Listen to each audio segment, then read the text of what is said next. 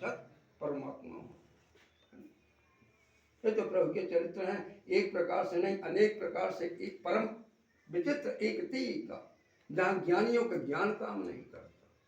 सती प्रसंग को लीजिए, सती प्रसंग में राम जी की जिस पर कृपा होगी वही पास होगा, नहीं फैल हो जाते। ज्ञानियों का ज्ञान काम नहीं करता उससे। अच्छे अच्छों को मत देखो प्रवक्तों को देखो, फैल हो गए। उसमें अपनी बुद्धि काम नहीं करती, राम की कृपा काम करती। रामचरित मानस है, अगम है, राम जी की कृपा से जिस पर हो जाओ सुगम हो जाओ। कहते हैं भरत, बात तो बहुत सही है, किंतु राम जी से विमुख जो होते हैं उनको स्वप्न में भी सिद्धि प्राप्त नहीं होती है। रही बात एक संकोच की, मैं बात कहता हूँ।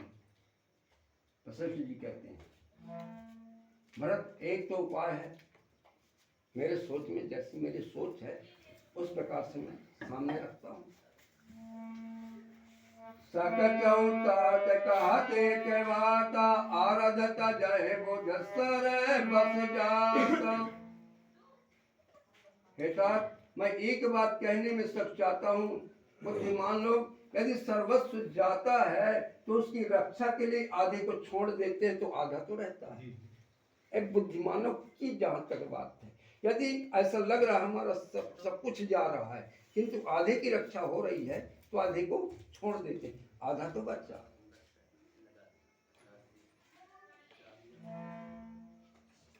तो कहते हैं कौन सी,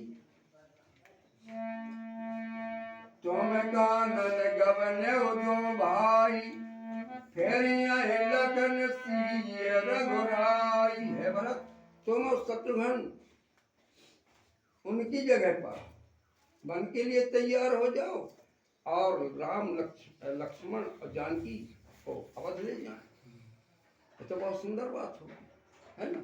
यही एक उपाय है।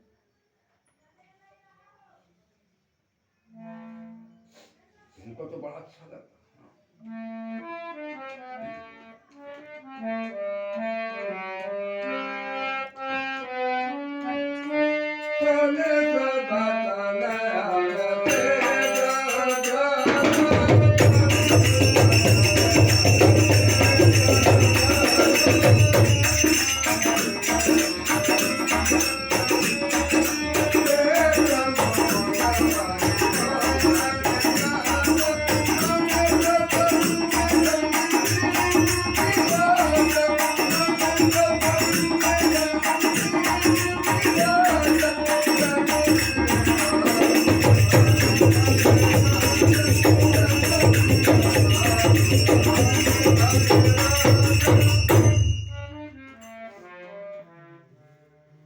ऐसा जब वशिष्ठ जी ने कहा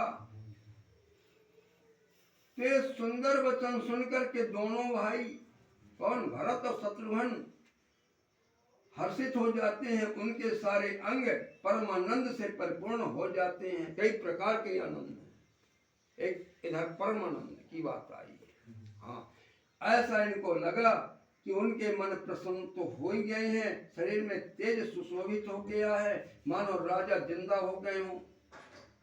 जो मृतक थे वो जिंदा हो गए हों और श्री रामचंद्र जी सम्राट बन गए। इस प्रकार से भरत और शत्रुघ्न के हृदय में खुशी होती है, जैसे कोई दीपक का तेल न होने के कारण मंद पड़ गई हो रोशनी, और तेल पड़ते ही रोशनी अपने रूप में आ जाती। इस प्रकार से यानी मृतक के शरीर में प्राण जैसे संचरित हो जाए, एक भरत और शत्रुघ्न की स्थिति बन जाती है।